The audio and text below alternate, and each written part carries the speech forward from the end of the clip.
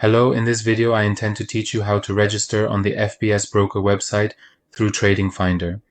You will enter Forex Brokers.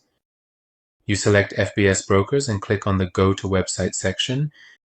After entering the FBS website, you click on the Open Account option, and in this section, you enter your email address and last name. You click on the Register as Trader option. In the next section, you will be given a temporary password. However, you can change this password in the section below, where we recommend using uppercase letters, lowercase letters, and numbers, and using 8 characters or more. After this, you click the Create Account button when you have created your password, and in this section, click on Get New Link.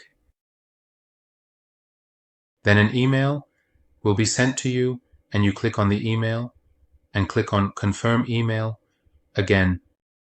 Your email has been fully verified for the FBS site, and then you click on Proceed.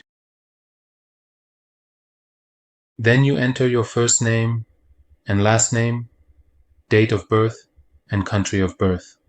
You enter your place of residence and click on Save, and then you log into your account. Your account has been fully created. Good luck and success